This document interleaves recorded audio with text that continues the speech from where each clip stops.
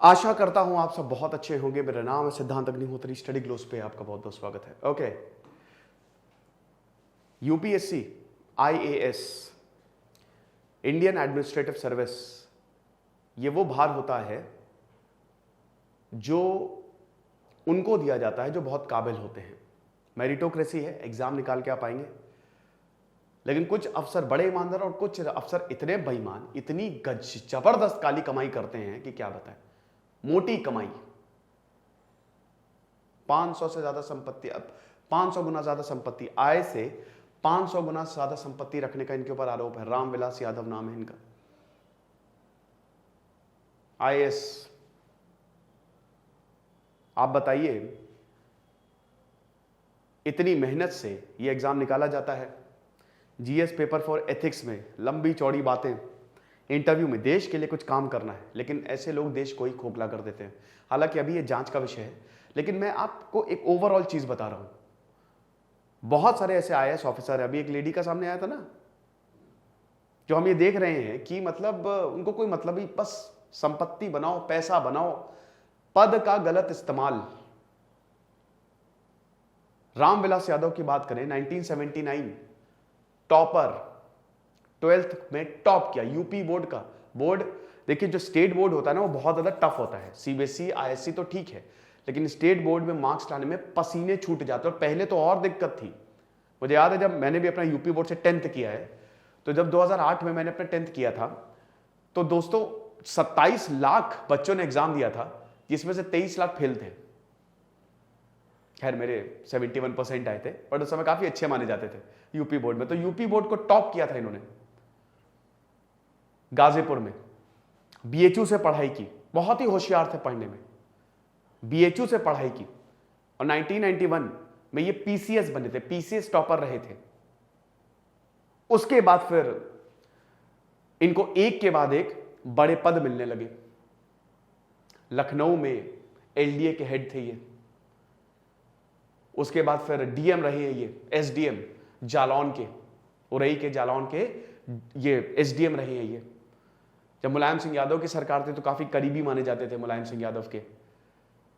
अखिलेश यादव की सरकार आई तो एलडीए में इनको कार्यभार दिया गया। मायावती के समय भी कार्यकाल इनका काफी ज्यादा विवादास्पद रहा है। कार्यकाल बहुत ज्यादा भ्रष्टाचारियों के साथ खड़े होते हुए दिखाई देते हैं। कई आरोप लगे हैं इनके ऊपर। इस समय उत्तराखंड में ये अपर सेक्रेटरी, अपर सचिव, रिटायर होने वाले भाई, रिटायरमेंट के कगार पे है ये।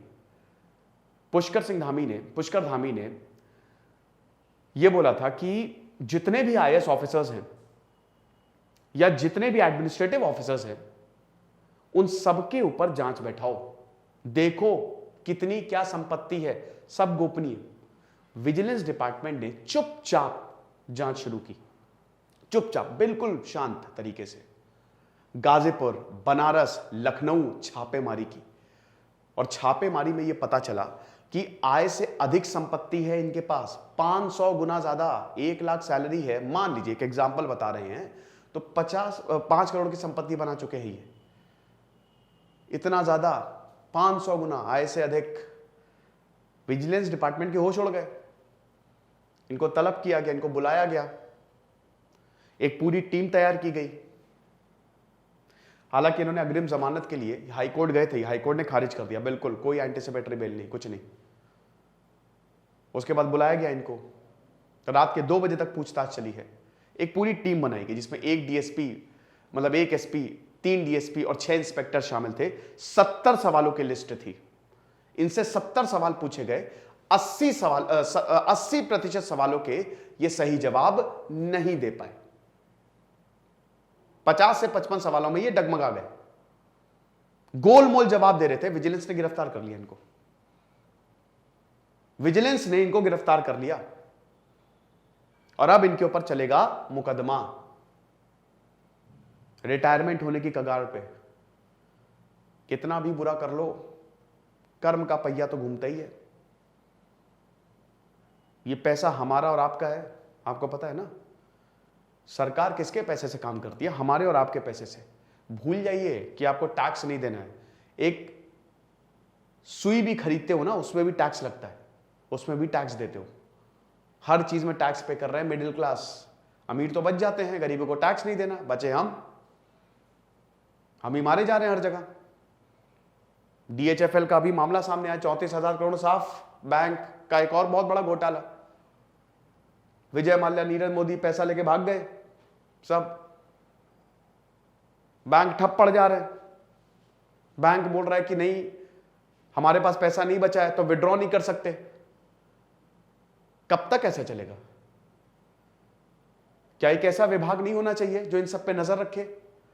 कई बार हमने देखा है कि IAS ऑफिसर्स अपनी पावर का गलत इस्तेमाल करते हैं। अभी हमने देखा ना, कुत्ता टहला रहे थे IAS ऑफिसर दिल्ली के स्टेडियम में 7 बजे तक, 7 बजे के बाद सारे एथलीट्स को भगा के कुत्ता टहला रहे थे।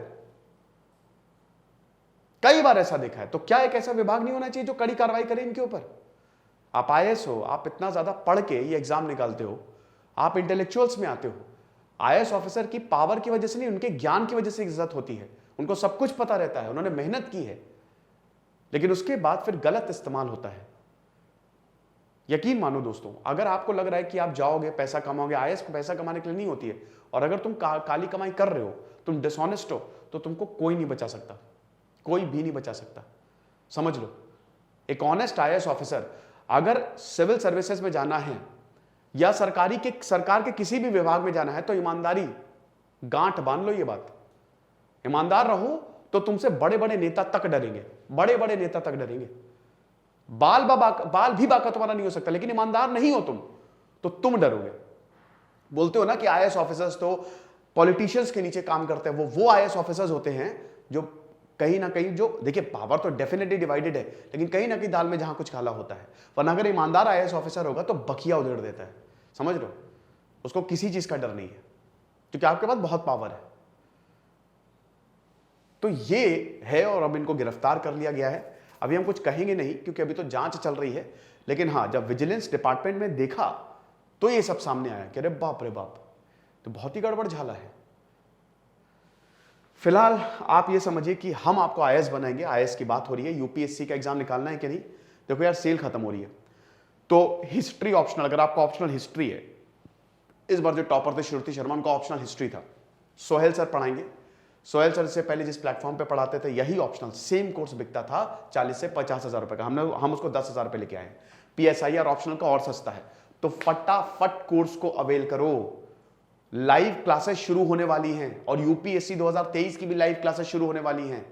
लाइव क्लासेस रिकॉर्डेड फॉर्म में अवेलेबल हैं, एकदम मिस मत करो। इस बार हम बहुत ज्यादा सीरियस हैं, हर हाल में आपको IAS बना के रहेंगे। तो नंबर्स पे कॉल करो, कॉल करने की भी जरूरत नहीं है, सीधा ले लो, सीधा अवेल कर लो, फिर सीधा मुझी से बात करना। खुश रहिए, पढ़ते रहिए। जैसे सिद्धांत अग्निहोत्री, साइनिंग ऑफ।